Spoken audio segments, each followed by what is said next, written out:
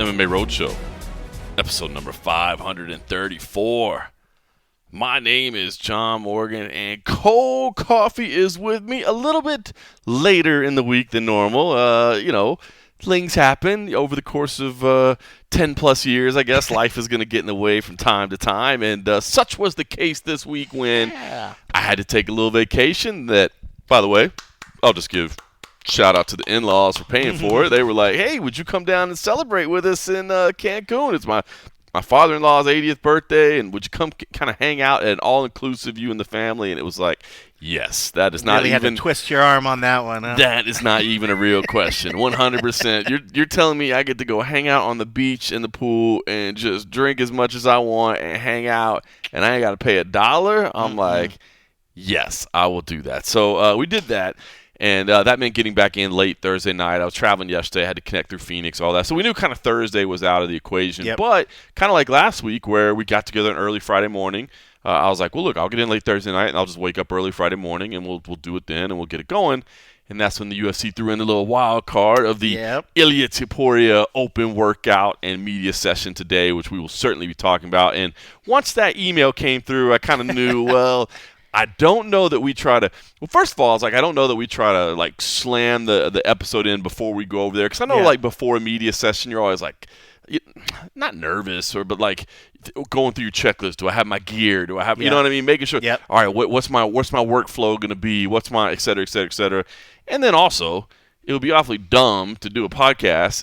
Yeah. And miss out on whatever you might actually say. And then go over and talk to Ilia Topuria and be like, oh, well, y'all didn't talk about that? Well, it was important that we delivered on time. You know what I mean? So we didn't even bother. So anyway. Because at the end of the day, it's still Friday. It just pushed it back a few hours. It's just later. So we will get to that in a session. I just want to throw out really quick, all-inclusive resorts. Yeah. I'm hooked now. Yeah. I'm sold, man. How was the food? The food was good. Yeah. Yeah, so that was my concern. Right? Well, it'd be one thing if it was like if you were at a Mexican-themed restaurant or Mexican-themed in like Bahamas. Right. Then I'd be like, I bet the food might be a little bit suspect. All right. So here's the thing. Well, first of all, we know my propensity for wanting to have an adult beverage or two along the way. Yep.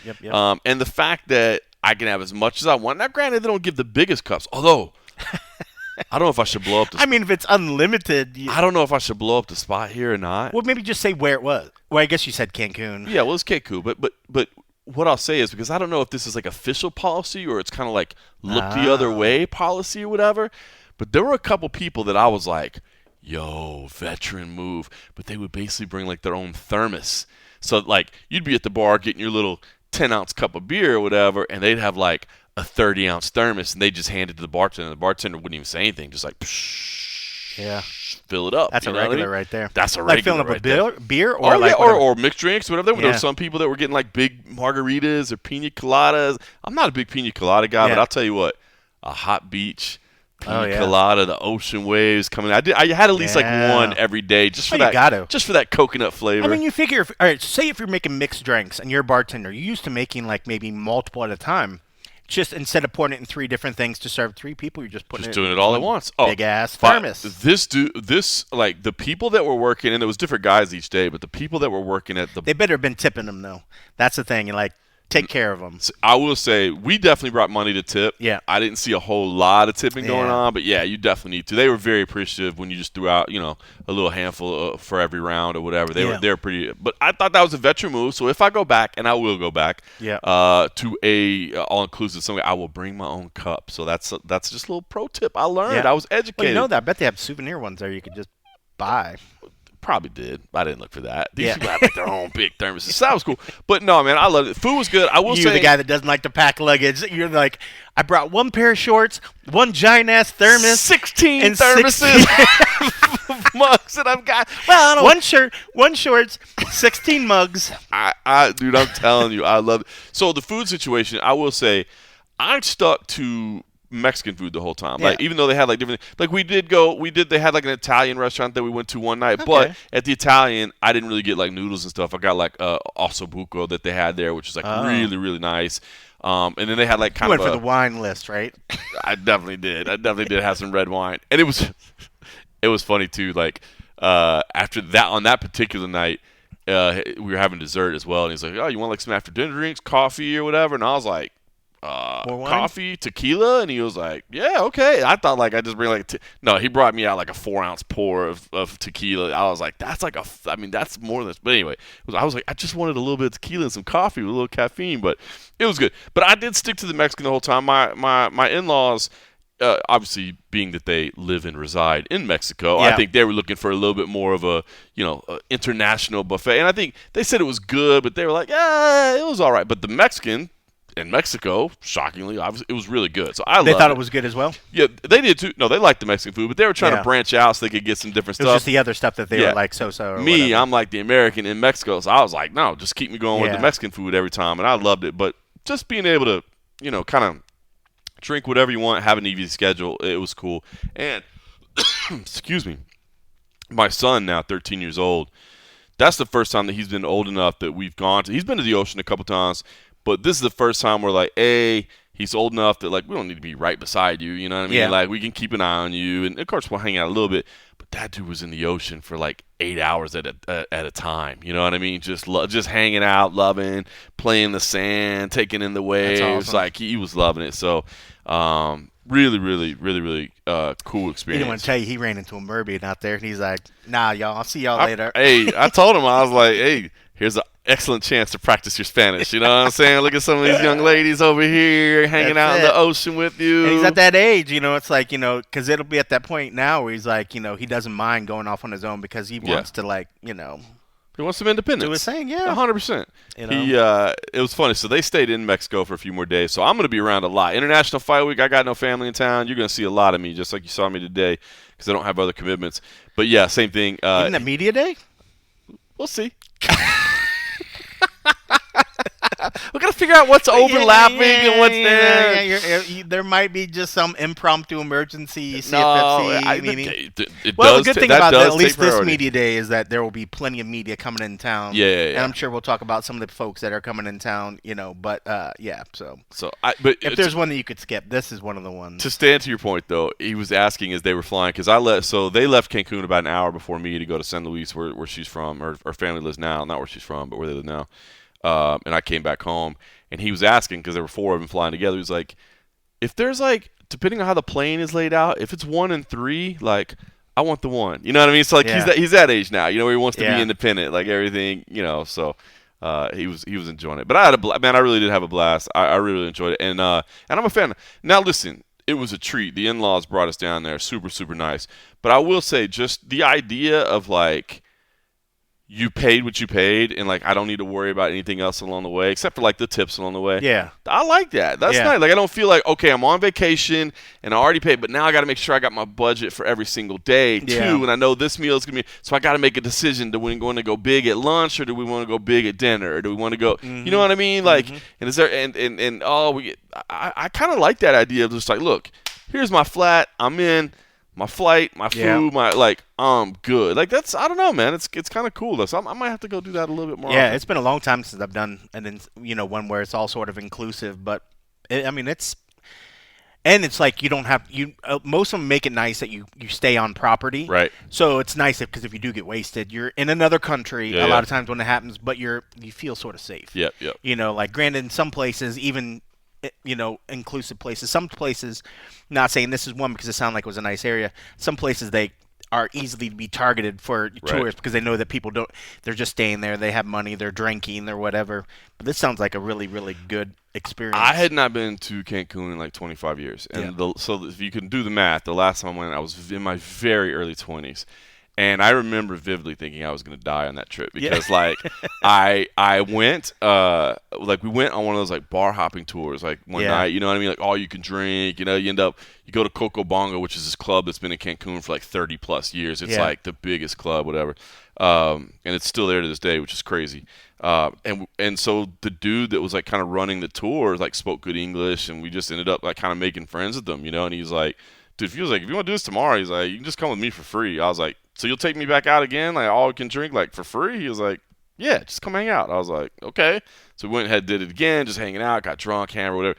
Next thing you know, though, since we're chilling and we're not like on the official tour, it's like 5 a.m. and we're in his car and he's hammered and we're like speeding down the roads, and I'm just like, why did I agree? I was like, this is how it's all going to end. Like, this is how it's all going to end. I was like making dumbass choices. Yeah. I was like, what were you thinking? So I remember that. This was a much more calm version of Cancun, and I liked it. But it was really nice out there. Oh, that's cool. Did run into some MMA fans, by the way. One day we were at the pool. We were at the pool one day.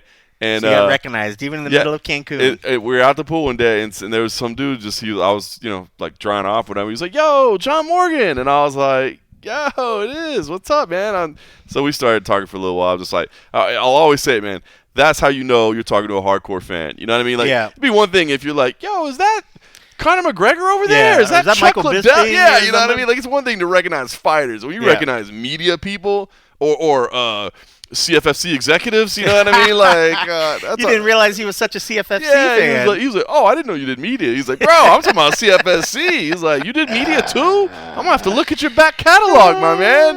But no, it was cool talking to him and his family for a little bit. They were all hanging out, awesome. So it was cool. So anyway, but now back to business. And so we woke up this morning, and we got to go head over to this Ilia Topuria open workout session and interview.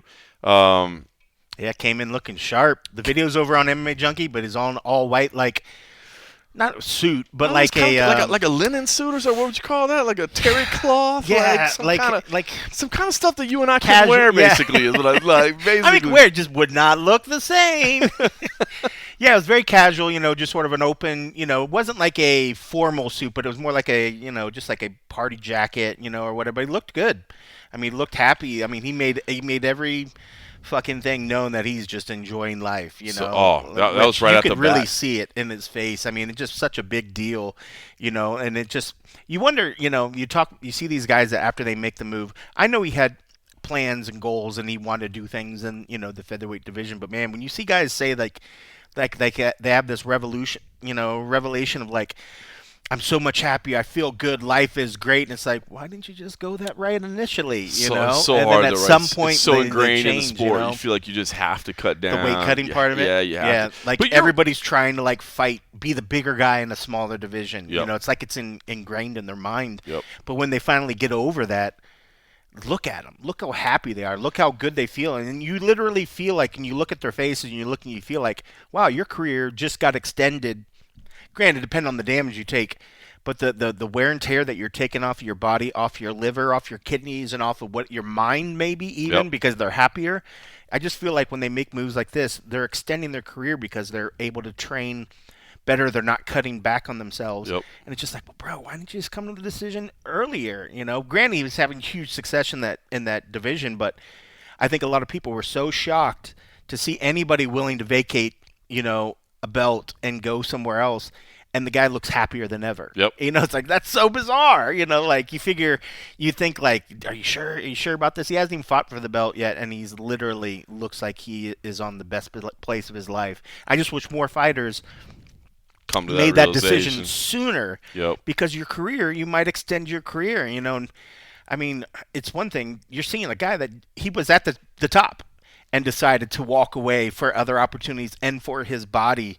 And it's just like, if you're not at the top, make that decision now. Maybe give yourself, a chance to kind of stick around longer. And obviously, he's still got to face Charles Oliveira at UFC 370. But you're 100% right. Every assessment you have is right, man. You could feel the energy difference when he came in today, and he didn't have that chip on his shoulder. No, I was going to say the same thing. So there was something weird, and maybe it's not even that's not the phrase. It's kind of not like he was like he's normally pissy or something when he came in, but maybe it's that weight cut. But he just looked happy. I think, but honestly, yeah, like I think because when I think of Ilia, I don't think of him as like a happy guy. Yeah. Which is funny because like everything in the world's going for him, you know what I mean? Like he's undefeated, he's a champ. Like I was just looking today, I think he's got like 8 million followers on Instagram. Like he's popular in Spain, popular in Georgia.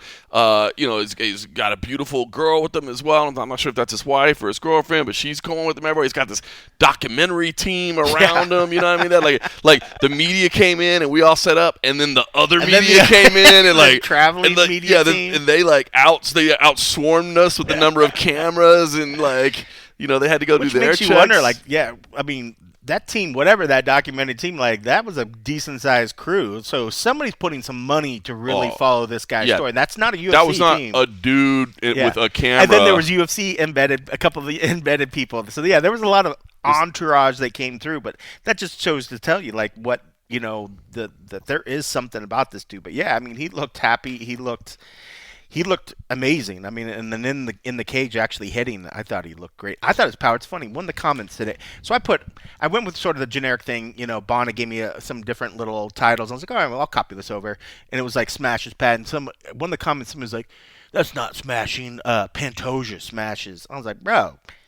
He was smashing the fucking pads. Like, if you have, obviously this person has his biases and loves Pantoja or whatever, but like Topuria, man, when he hits those mitts and he puts on and even Oscar was there chatting with us, he puts on a good open workout. Yep. He didn't take too long doing the workout stretch. Like he stretched a little bit and then he shadow boxed a little bit.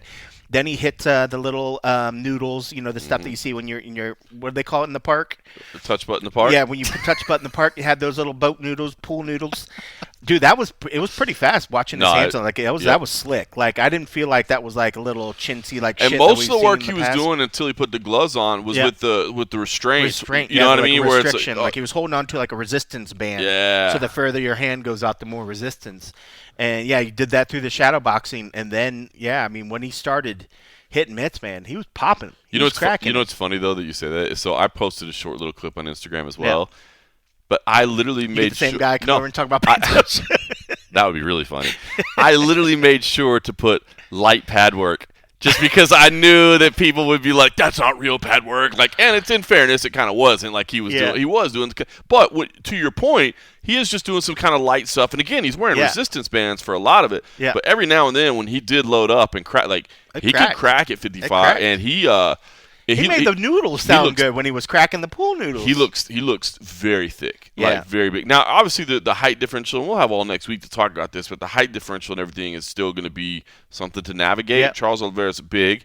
But as far as, like, if you had concerns that, okay, you've been a knockout artist at 45, but it's not going to transfer to 55, like, if he touches Charles's chin, 100%. I had no concern that he'll be able to hurt him. No problem at all. Yeah, he looked big. All right, so let's do this before we talk any more about Ilia, and then we'll wrap this up. But I did, since it was just this morning, it's not like days old. I figured, you know what? Let's put a little bit of this in there. And out of respect to everybody else, I only took my questions. I didn't even take the whole thing. I only took my questions. And I started it out, and I appreciate everybody for still remembering the old timer and letting me. I know I haven't been around as much, but I still appreciate everybody letting me get that first question in. That was very kind of them. And then I swung back at the end because I wanted to get a little bit of follow-ups in there too after we were wrapping up. And here is the conversation between myself and Ilia Topuria. Really, I know it's not quite fight week just yet, but it feels like it. You're here in Las Vegas, so. How exciting is this for you? I mean, headlining International Fight Week, it doesn't feel like it was that long ago. You were just getting into the UFC, and now you're at the top of the sport. Very happy to be able to headline this kind of event. I remember I fought once in the preliminary cards in the International Fight Week. Now that I have the chance to headline this event, I'm very happy and very excited. You've clearly won a title before, you've defended a title before, but now going for a second title, is the mental challenge, is the thought process, the feeling, is it any different than those other championship matchups you've already had? This is the happiest I ever have been in my training camps because of the weight cut. I have been able to enjoy the whole process. And I feel ready, man. I don't know. I think you guys are not even expecting to what you're gonna see on June 28th. So a lot of us think like, a move to a weight class, it's just the weight cut, it's just that week. Are you saying that you think this weight class change has changed everything for you and how you've been able to prepare moving into this fight? Everything, because at the end of the day, that 10 pounds makes a lot of difference, in my life. Because before I had to be like for 12 weeks cutting the weight. I haven't been able to enjoy like anything because I have to be like professional at the same time in the fight game and also in the nutrition part. So this time I have been able to enjoy the whole process and I'm very happy. As happy as you are, is there any sadness that you don't get the opportunity to be the simultaneous champ? The one belt over each shoulder, that classic iconic image. Are you sad that you don't get to try to accomplish that? I don't care. Anyways, I'm gonna put the both belt in my shoulders. Anyways. We thought maybe it'd be Islam Makhachev here. Obviously, it's Charles Oliveira instead. any disappointment in that? I mean, it's a title. It's actually an undisputed championship, and he's a legitimate guy. But is there any upset that you didn't get to take it off the guy that was the champ? Yeah. To be honest, I wanted to face him because he was the guy who was dominating everyone in that weight division. But at the end of the day, I can't control what they do. The only thing I can control is what I do. So I wanted to move up. I wanted to fight for the title. This is what I'm doing. So he decided to move up also. So I can't do anything else than go and fight whoever wants to fight me. Do you feel Charles presents any different challenges, any more challenge? Do you look at, I don't want to say easier opponent, obviously he's dangerous, but is it a more dangerous fight or a less dangerous fight than it would have been had it been Islam? More dangerous fight than Islam, you say? I don't know. Every fight is a huge challenge. There's no easy fights when you get in this level. So they both represent a difficult matchup, of course, because they are both great athletes. They have completely different styles. So I don't know what to tell you. They're both difficult fights. Yeah, there's no easy fights. I know you don't want to get away, talking about game plan, but people think of you in the UFC as a knockout artist. But before you came to the UFC, you were a submission threat, right? Obviously, we think about Charles' submission skills. Is this your power against his submission skills? Do you feel like maybe this is a matchup where you can prove, hey, I'm a great grappler too? To be honest, I feel that I have the advantage in the grappling game also. I feel and I know that I'm better than him even in the ground game. So we'll see how the fight will go, because if I have to submit him, I have all the abilities to do that also. So we'll see. I can knock him out, I can submit him, whatever. The only thing I know for sure is that I'm going to knock him out in the first round or submit him in the first round, because he walks forward. I'm not going to need to close the distance with him. Since the first moment, we are going to find each other in the center of the octagon. So, yeah, it's going to be a first round finish. He talked about you fighting these beloved fighters, these beloved heroes of the sport. Do you hope one day that people view you in the same way they view a Max Holloway, an Alex Volkanovski, a Charles Oliveira? Does that matter if the public support is there for you or not? Of course, if you get the public support, it's always great. It's always important. But they have the history with the fans, so what can I do with that? You know what I mean? Even me, I'm fan of those guys. I'm fan of Volk. I always like to watch him fight with Holloway. I like his fight style. I like him as a person, the values he represents. With Oliveira, the same. He has the most finishes in the UFC history. But when it comes to competition, I have to do my job. And one other thing, we can't get ahead of ourselves with UFC 317, but there have been 2 division champions before. There's never been a 3 division champion. You got to accomplish this first, but I hear people saying maybe this guy's so good he can go do it at 170 also. Do you let yourself have that fantasy as well? If Islam becomes the welterweight world champion, for sure I'm gonna push for that shot also, and I will move to the welterweight division.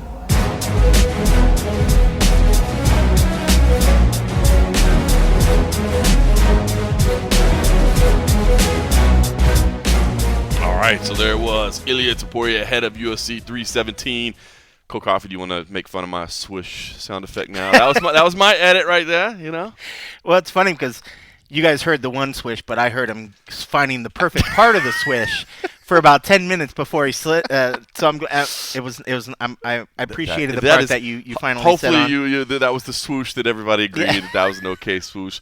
All right, so I guess now that everybody's heard the audio, a couple things I want to touch on real quick that I did think were big. Number one, I don't disagree with his assessment that there's a possibility that this fight could very well be over in the first round. I love what he said. Look, Charles is going to be right there in my face. I'm not going to have to go find him. Like, he's going to be aggressive. So right about that. That's 100% true, right? So this fight could be over in the opening round. So I think that's great. I think it's electric, and I don't think you want this fight to go 5 rounds, especially given that the champion left. You know what I mean? And so it's like, okay, well, we're fighting for a vacant title, and there's always that weird thing of, well, you didn't beat the champion, but like, if you go out there and one of you has a just absolute, vicious highlight, then Who cares? You're like, cool, all right, dope. You're the champ now? Awesome. And the other thing I liked was, and I felt a little bit guilty because, again, this was after everybody's questions, and I feel a little bit guilty about talking about 170 before you even talk about 155. I mean, you got to get 155 first. But, look, we're always talking storylines. We're always talking history. And I love the fact that right away, because I kind of thought, I was like, I'm going to ask him, and he's going to be like, I'm not focused on the future. I'm only focused on what happens on Saturday night. And if I look past Charles Oliveira, I won't even get to be a double champion. Which, by the way, I did love the fact that he said, I'll put both belts over my shoulder anyway. Sorry, don't care. You know what I mean? Don't care. But I love the fact that he's like, if Islam, I mean, he just outlined. It wasn't even like a hint, a suggestion. He's like, if Islam Makhachev is a champ at 170, I'm going up to 170 to beat him. I'm like, and which is brilliant, right? Because I've thought about this exact scenario. I'm like, if you're going to do it, that's where it makes sense. Is that I'm not saying, because especially moving up from 45 to 55 and then 70, like a long run at welterweight probably doesn't go your way at some point. You know what I mean? Like there's those guys are huge. Yep.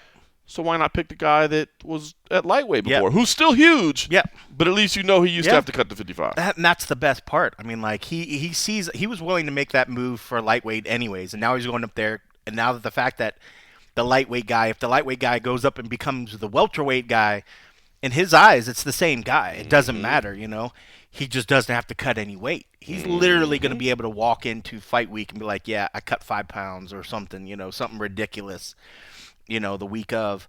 But, man, I loved it. I loved his attitude. I mean, he was respectful. Wasn't talking like mad trash. He's just a guy that just believes in himself. And I love the best part about, when you mentioned how he's like, I'll go up to 170. There's no, I'm sad that fight's not going. I mean, he's just like, I know, I'll go get that as well. Like, he's not getting away. It's like what he was like saying, like the Islam matchup will happen. I will go up there and get that. But let me take care of this one here. But man, he has a swagger about him. And I like this version. I like the less hungry. In terms of like, I need to eat. I'm cutting weight. Still hungry for his career. Because he's got that swagger. But I just liked this. It was like a happy. It's like I believe in myself, but I'm not like short on carbs, so it's coming off like I'm pissed off. Well, that's it. And I know that may sound like a silly thing, but we're talking about this era of needing superstars. It's a slight nuance. I feel like now granted, he was fighting people that everybody loved, especially his last 2 fights out. But I do feel like because he had that. Now I've always said. He's got an aura about him. Like like he walks into the room. You know what I mean? Like he's got some cool factor to him, right? But he just seemed always kind of hard to cheer for. You know what I mean? Like it's hard to root for you because he did seem like kind of like chip on his shoulder. Yeah. So I like this version. Almost like he more. was like we knew like we're now when you look at how he sits in like these countries over in Spain and other stuff. He's very well beloved. Yep. Even before we even got that grasp, you could tell that he knew that. Yep. And he was like, y'all don't understand. I'm the big thing. We're like, okay, calm down. You're going to get there. You're going to get there. And it's like now seeing when we get to see how big that he really is in these places. He's get the followers. But now he's not having to sell us on it. Yep. And it's that casual just like belief, that coolness. I've shown you, I've beaten 2 of the greatest guys in the last 2 fights or whatever. There's just that calm, cool. There's something about somebody when you don't need to sell that you're cool. You just have that air about you and you just admit it. Then it's like, oh yeah, And he's at that stage right now where he doesn't have to try to sell us on it. He just believes in it so casually, and then almost like there's an air of like, well, if you don't believe, that's fine. I'm not even going to get mad at you for not believing it. I understand it, and I have my people. And there's something about just knowing it and just admitting it and giving off that energy that it's just coming off so much more effortlessly now. So now when you look at it, you're like, yeah, when he came in the room, it's like, there was like, yeah, that dude's a cool-looking motherfucker, when he came 100%. In and just had that swagger, but without trying to walk in the room and be like, yeah, look at me, look at me. There's 100%. Just something different. Agreed. There's just something different with him coming like into a room now. It's a little nuance, but I agree. What did you make, and this was not in my line of questioning, and I could go both ways in this, but I won't even, I guess maybe I will. I kind of like it. When he said, he was asked about fighting at the Santiago Bernabeu, which of course Real Madrid stadium in Spain, a lot of discussion about having that, obviously a world-class facility. Real Madrid, one of the most well-known franchises in all of sports in the world. Are they a big one? A little bit. I even know who they are. But yeah, exactly. When you know who a soccer team is, that you know it's a big deal. But I kind of I'm just curious how other people feel about this because he was like, listen, it would be awesome, but I know the reality, and I talked to the UFC, and they're like, if we do that, we got to fight at like 4 o'clock in the morning, and I got to be honest with you, I don't want to do that. Like, I feel like I'm a professional athlete. I want to fight at a normal time. Yep. And if we can't get this to a normal time, I just don't want to do it, and I'd rather fight in the United States. I thought that was very smart. I actually like that a little because I could see some people going like, because listen, we've heard guys that like fight over in England that, you know, Leon Edwards or others who are like, listen, if I'm being honest with you, man, I know we all try to pretend like it doesn't bother us. You know, you think about back to the Fight Island days, the whatever. This, you know, all these people are like, yeah, you try to say it doesn't matter, but fighting at like 4 or 5 in the morning, it is hard. It's really, really difficult. I like the fact that he's like, you know, because I could see you just being blinded by the fact that here's a chance for me to fight in that stadium. That's how he sounded at first. I'm gonna do it when he tried to have the fight over there. He literally he sounded like, I will take any time. I just want to fight in that country. Yep. So to hear that today, I was like, that's so smart. I think it's mature, man. Yeah, that's it. It's mature. You know, it's like, I get it. I know, yes, I said I wanted to fight over there no matter what. You know, I want to make this fight happen. But, yeah, it's got to be under the right conditions. And, I mean, like, who hasn't felt bad for the fans in that location? I mean, we always say it all the time. We have utmost respect for a lot of the folks over in Europe that have to watch these fights at an insane time.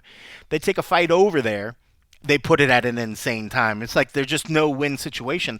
They're trusting the fact that these diehards will do it and they'll watch it, but at the detriment of the fighters. And as much as the fighter, like, you know, Leon Edwards and all those cats, man, they had to fight at crazy hours, and they try to make it sound like, oh, it's not a big deal. Like, bro, we saw the performances. It was a big deal, you know, and to have a fighter say, yeah, as much as I would want to go there, it's got to be done right. And I think every fighter should take that approach if possible. You know, at some point, you know, maybe the UFC's, well, it's just not functionally for us to take it. And if that's the case, then find a different headliner. You know, maybe that means stepping back and not getting to fight. But I would certainly push to try to make it happen. And if it's something where you can make us here in the States, maybe it's not prime time, maybe it's early, maybe it's whatever. Will there ever be a U.S. market that jumps in at 2 a.m.? Probably not. No. It's not going to happen. Maybe if it's 2 a.m. for, you know, East Coast, and then for us it's not so bad because 2 a.m. I could see maybe doable. But 2 a.m. out here, you got 5 a.m. on the East Coast. It's not going to happen. Nobody's ever going to watch it, you know. But if they can find some sort of means, but maybe maybe if this new TV deal I can't imagine pay-per-view goes completely away. Like even if they sign with Netflix and split, like I could be wrong. I mean, maybe everybody is just embracing the reality of like, dude, it's just not worth it to do pay-per-view anymore. But it's like I don't know. It's like if we know pay-per-view sales suck, but I can still get 100,000 pay-per-views versus 0. Right. And if I can still, and the other part of it is, and then you still have your broadcast. Yep, the commercial pay-per-view component as well. You know what I mean? So I don't know, but if they ever get away where a pay-per-view isn't the thing, and then you're like, because the only reason they care about the time slot is because they see that it hurts their pay-per-view sales even more. Then maybe they could. So anyway, look, we'll talk about it all next week. I know we'll have the full International Fight Week crew.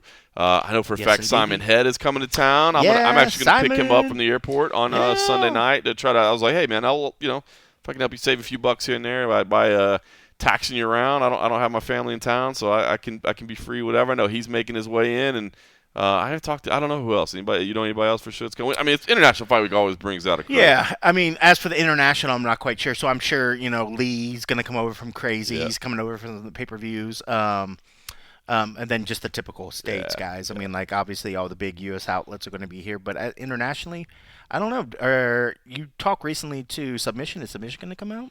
I don't know. I don't know if there's anybody really on the card that would do it. Yeah. But, no. But I'm sure we'll see something. But it's always good. I mean, I know a lot of people always get excited for the UFC X portion. I know for fans that like that stuff. I never really get a chance to go over there because it's always runs counter to the UFC stuff. But I know we will have the radio guys over there getting some of that stuff.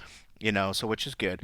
I mean, it's fun. I mean, like, I think fighters enjoy doing it. It gives them an excuse to come get some per diems and go and meet with some fans and do the other sort of stuff. And, now I hear from people that really enjoy it. I didn't know. I mean, I knew the diehards liked it, but I felt over the years it wasn't quite the same thing as what it used to be.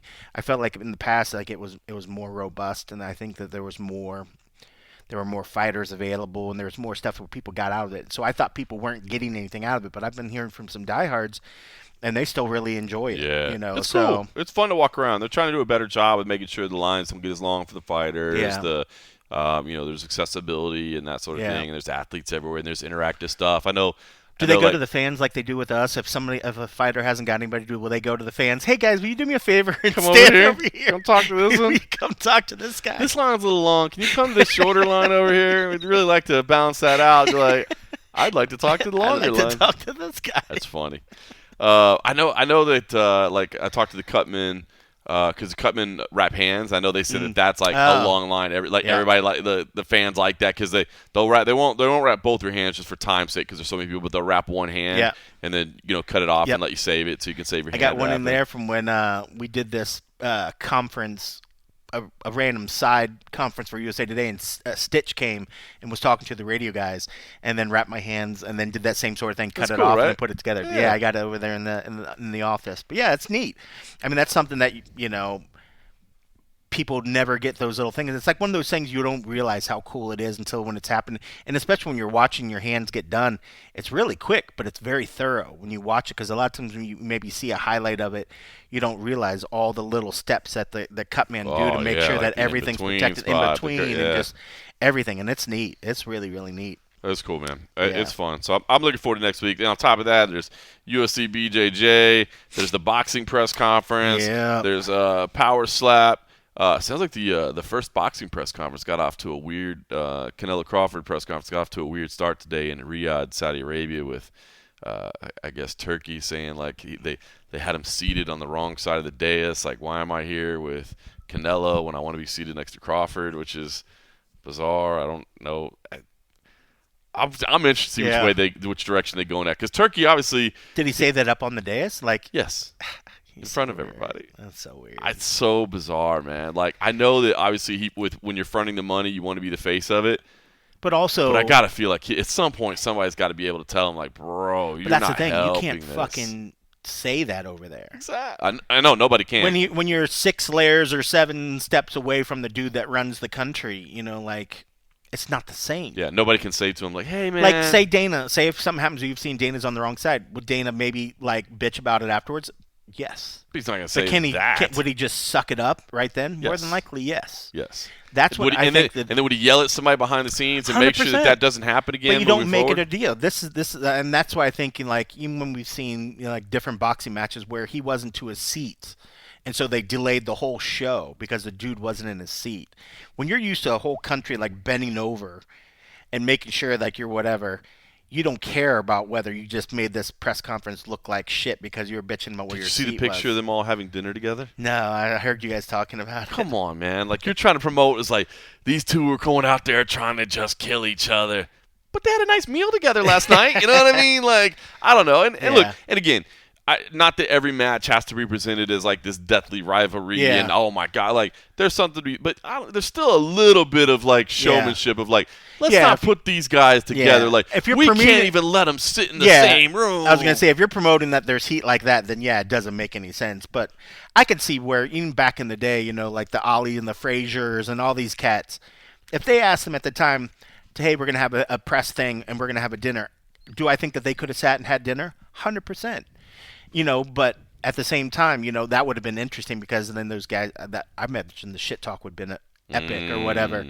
But a lot of these guys, I think sometimes too, over in these countries, they probably don't feel like they can say no. And, some of these ideas, it's just like kind of weird. But I don't know. I'm sure the press conferences and stuff here will go a little bit more smooth. And I don't think we're going to run into somebody bitching about seating position unless he comes over here. And then we'll see. I don't know if he's planning on doing the whole tour as well. I'm interested. I mean, look, we've said it all along. Like, at my heart, like, do I like boxing? Am I a boxing fan? Sure. But, they're going concurrently. I mean, I cover the world of mixed martial arts, so I don't get to see every boxing match. You know what I mean? But, like, obviously, this particular one, am I excited about? This is huge. I'm excited about it. So I'm anxious to see the press conference this weekend, anxious to follow the world tour and all that. Again, I'll never try to pretend I'm a historian or an expert, so I'll never try to pretend like I know more than I do because I spent my life covering mixed martial arts. But I'm excited about this, and I am excited to see what the situation is with Dana's involvement and Turkey's involvement, and it's just even how the it UFC, plays out here. I mean, it's just weird. So go behind the curtain. When we fill out for these UFC events, we go to a portal that the UFC has set up so we can go in and put in what media events that you want to try to get credentialed at. To go in there and see Canelo Crawford media tour and all this other stuff in there is just like, whoa. Like one of the other guys that reached out, one of the other media guys reached out to me the other day, and he covers boxing as well, a lot of boxing. He's like, bro, tell me this isn't a trip to see Canelo Crawford in this access, area. I was like, dude, it's nuts. So I just feel bad for the UFC team that's getting bent over to try to have to cover all this stuff. Well, that's what makes you. All these little Dana side projects, all these UFC staffers are having to do all this extra shit. I know. Well, I'm interested to see because you're so right. Like they're hiring execs to assist in all these different brands, but they're not necessarily hiring rank and file people to do the daily activities. It's just like, oh, well, you're doing if that so, too. I've never seen one. I've never seen them. Maybe there's some behind the scenes, but as far as like operations, security, public relations, it's all the same. The same people. So I'm anxious to see this press conference next week if it's which could be a good thing because some of the boxing events and promotions we have multiple promoters on an event. It's a fucking shit show. Oh no, it's not a bad thing for there to be consistency among the brands. It's just you feel bad because the people are this is in the middle of a huge international fight week, so these people are going to be stretch thin, 12, 14, 16-hour days. And then they're expected to smile through all of it. They're like, do I do boxing or I thought I was MMA. All right, listen. Good card coming up tomorrow night. It's it's late in the week, obviously, so I think a full breakdown and preview of UFC Baku isn't necessary. That thing will be up here and going in about 12 hours or so, which I'm excited about. I love early morning cards here in Las Vegas. So as far as I'm concerned, hold as many events in Asia and Europe and wherever as you can in prime time, because that means I think here in Las Vegas we get 9 a.m. prelims tomorrow and a noon main card. Like, no complaints from me. Jamal Hill versus Khalil Roundtree Jr. in the main event. Man, I'm excited for this one. Again, Khalil, one of those guys that really, had the opportunity to watch from the time he was an amateur at Tough Enough, and now here he is in big opportunities that that he's been having. Obviously, the title shot didn't go his way, but dude looks in incredible shape. He's focused. He's excited. He's got some custom shorts going on over there. And can you believe people were pissy about that? Why do people complain? Why are people so mad? People just cannot be happy for people. Like, all right, so I did not like the fact that Khalil got shorts. There's somebody out there that didn't get that call. Like, bro, why are you so angry? Like, Khalil is he's a sweet dude, man. And the people just can't be happy. There's just some people out there inherently cannot be happy that good things happen for other people in their lives. I can't even let that infiltrate my life anymore. From now on, I've decided that when I see these people complaining about some shit that has no meaning on their life whatsoever, to just be like, bro, it's so ridiculous. I don't even see it. You know what I mean? How can you be mad that a dude got some shorts that mean something to him? It's ridiculous. You just wanted to see the Venom shorts? You just pissy because you wanted the all black, just generic Venom shorts or whatever? Like, bro, look at yourself. If you're complaining about this man getting custom shorts, look at your own life. You got some issues. You have some real severe issues in your life that need to be addressed. So who you taking in that one? I'm gonna take a Khalil Roundtree in this one, man. I just, I think it's, and I like Jamal Hill, and I know there's a lot of people that just want to cheer against Jamal Hill. I'm not. To me, this is a 50-50 fight in a lot of ways. You know what I mean? Both guys Jamal can catch each guy. Absolutely, man. If Jamal Hill can show that vintage form, and he can show slick boxing, and he can use his length to his advantage. Obviously he can crack as well. He's got power in his hands. He's going to have to be. He's going to have to be cautious. Obviously, he's going to have to be a little bit more slick. Yes, he lost to Yuri Prohaska. Yes, he lost to Alex Pereira, but we're not talking about. I mean, those are not chumps in the division. You know what I mean? Meanwhile, Khalil has got insane power, but if you start getting into his streak, you can poke some holes in it, right? Like, obviously, he had an amazing fight with Alex Pereira. That was incredible, and we thank him all for his durability and his toughness. But you could poke some holes in there and say, okay, you had that nice win streak, but Modestas Bukauskas, Kyle Roberson, Dustin Jacoby, Chris Dawkins, Anthony Smith, where do they relate in terms of the top of the division? You didn't get the upper. You don't have that. Like, if you would have said like what he did against Alex, you would think that he would never have lost any of those fights. Right. You would think like, no, there's no way. Yep. It's just what Khalil shows up. I think the version of Khalil that we're getting now is a more mature, a Khalil that's just fighting as good as ever, you know, and he's always had belief in himself, but I think there's always been a little bit of doubt. I think so, after too. the Alex fight, I think that cleared up a lot, like what you can with do when you completely believe in yourself and you're willing to do it. I think he just needs to tap into that again. Yep.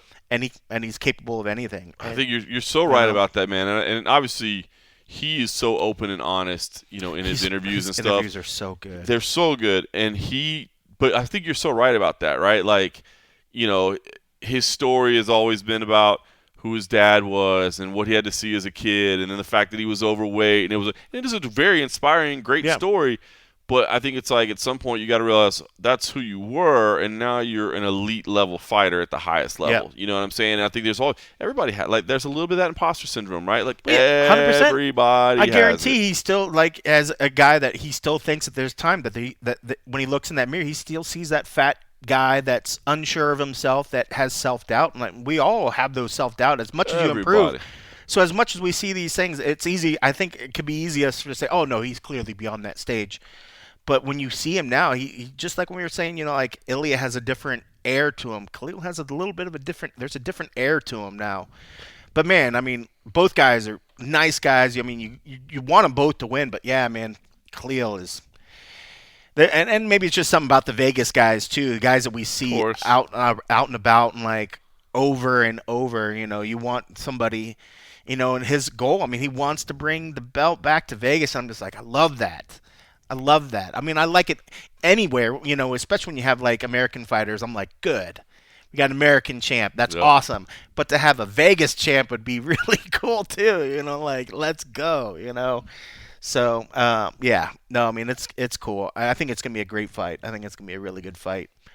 Well, I'm really excited for that one. Like I said, I'm excited for the early morning fights. There's going to be a lot of good ones on there. I'm excited. I think the crowd is going to be on point. Anytime the UFC is in a new area for the first time, inevitably, man, the energy is off the charts. And I imagine, you know, in this part of the world, it's going to be pretty incredible. One name I will throw on everybody's radar, you know, I'm assuming most people listening to this are pretty hardcore. But if you're, you know, a UFC only type person and you just happen to be catching this for whatever reason for the first time, pay attention to Tawfiq Musayev. That dude is about as fun that whole as fight it gets, man. In general, because I was going to say I was looking at opposite. And Miktabek, like if you don't know who Miktabek is, yep, he is a badass as well. Like that's going to be fun. I actually picked Orbai. I don't blame you. That fight is going to be incredible, man. Really, really incredible. Nazim Sadikov versus Nicholas Mota, I'm excited about as well. Those guys can both crack. Obviously, they've got some CFFC history as well, so I'm loving that.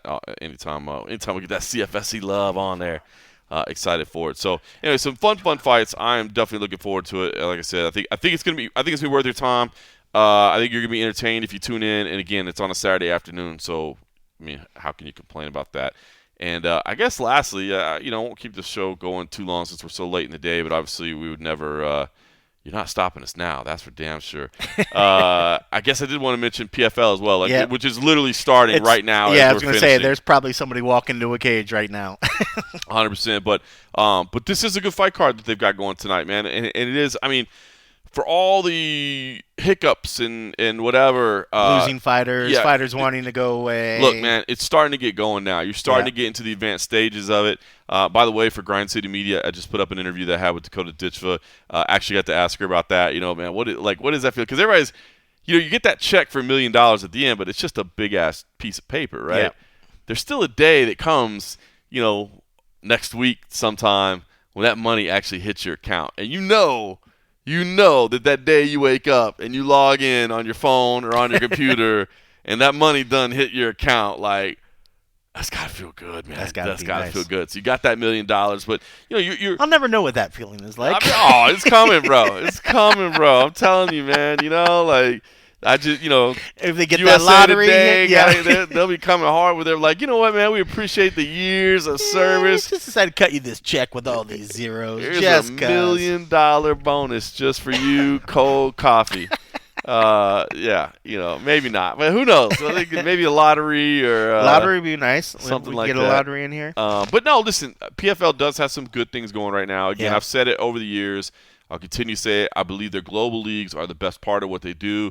Dakota Titchva, for one, is somebody that, you know, came through the global league, or came through the regional league, and then win at the global level, and then now is kind of doing these, you know, the one-off PFL Champion Series. They'll be in Africa, PFL Cape Town. You know, all these regional leagues are starting to perform. Those guys that wanted fights are starting to get them. They let the people go that wanted to go. Like, I finally think they realized they just had to bite the bullet and move on. They're doing good things, man. And again, we need other organizations to succeed. Fighters need places to compete. So, and this card tonight got a couple is not UFC bad, vets right on top of it. Kevin Lee stepping in, getting that lucky ticket. You know, speaking of winning the lottery, not that jumping in there against Badanov is a no, it's not welcome an easy fight. assignment. That's not an easy assignment. But he's happy to be fighting, man. And I that's another one where you know, a good guy that you just kind of you want something to go his way. You know, I feel like, you know, he's had a rough patch lately. You know, things not working out. He's supposed to get the GFL and all this other good stuff. Yeah. But man, it's cool to see him and Carmouche up at the top of that fight. Carmouche is awesome. You know, clearly a pioneer, a legend. Is legit. But I mean, Carmouche is another level. But Loredana is dope. She's really something to pay attention to. People don't know she's something to watch. She is capable of beating Carmouche. 100%. Mansour Barney and Archie Colgan, that's a great fight. Jake Hadley, I think Jake Hadley is a guy that's another he's just fun to watch fight. Yeah. You know, so I mean, he has a swagger about him too. He does, man. He's got the little attitude about him that I love, man. So lot of big fights tonight on this card, so worth checking out if you haven't been paying attention to the entire PFL season. Yeah, by the time you hear this, you might need to go log in, see what the results. But I'm gonna try to get this done really quickly. We're gonna put this up really quick. You could watch it off to the side while you're listening. That's it. All right, listen. With that said, like I said, I won't extend things. I'll be honest. I didn't get to take in a lot of the UFC Baku pre-fight coverage. I did a good job of trying to keep my vacation a vacation. I did spend about an hour. You deserve it. I appreciate it. I did spend an hour. It's good to spend time with your family now that, especially like your kid's old enough that you can make these memories now that when that he'll remember. Yeah. You know, like 100%. You don't want to give him another thing. Oh, remember we went on that one trip, but then Dad was in a laptop. You know, like that's my problem. Is like I'll try to go on a trip, but then you're always doing whatever. So it's good on you that you actually made it a vacation. Appreciate That's that. Cool. Yeah, I wanted to make it. So I had the exact same thing. I was actually working a little bit, and I'm like, what am I doing? Like, just put the laptop. Because I brought my laptop with me, and I did have like one phone call. Like I had like a matchmaking call, and then we had like another thing. And so I had to do a little couple things here and there, but I was like, all right, once that's done, that's an easy lift. Yeah, done. I'm done. You know what I mean? I'm out. So out to the bar. Gotta get my priorities straight. What am I doing with this work stuff? It's so true. You could have set up a little Mr. Morgan booth somewhere. So great. Maybe. So we'll definitely do the and a half on Monday. Maybe. Well, will we? Are we? What? Yeah, we have to do it early. We have to do it early because then we got plans. Yeah. Big celebrations. Birthday plans. Not that it's like anything crazy. But I was thinking maybe we could bring in, depending on how busy he is, maybe the great Simon Head could be a part of that. That's a good idea. Depending on what. But that means we have to do it later. Oh no! If he wants to come over early. Yeah, I don't know. Okay. See what he's doing. Yeah. We'll figure it all out. Yeah, Monday's my birthday, so we'll make the and a half happen. But on his birthday. Yeah, we're gonna make it happen. So everybody over at patreon.com/MMA Roadshow, we appreciate your support over there. Maybe we'll try to bring in Simon Head, and that would be good. Maybe we do a little pre-gaming for the birthday dinner. Doesn't bother me. All I'll be doing is eating at the dinner, So like, I think I can handle it with the buzz or not. I think that's the way you do it, right? You get yourself and to save money, like it ain't cheap. It's not cheap over there. So yeah, maybe get a little buzz on early. All right, let's do it. Day drinking. Let's go. Hopefully my wife's not listening. All right. Appreciate it. Supporting us, patreon.com/MMA Roadshow. Pay attention to that special birthday and a half. For everybody else, we'll be back next week at a more normal time slot. And I'm sure we'll have a host of guests around as we walk you through International Fight Week. We'll have to figure out exactly what the best time to do that is. There's so much going on next week, as always. But we, of course, we'll make it happen. So looking forward to that. In the meantime, enjoy your weekend. Enjoy the fights at UFC Baku. Check out PFL. And thanks for listening.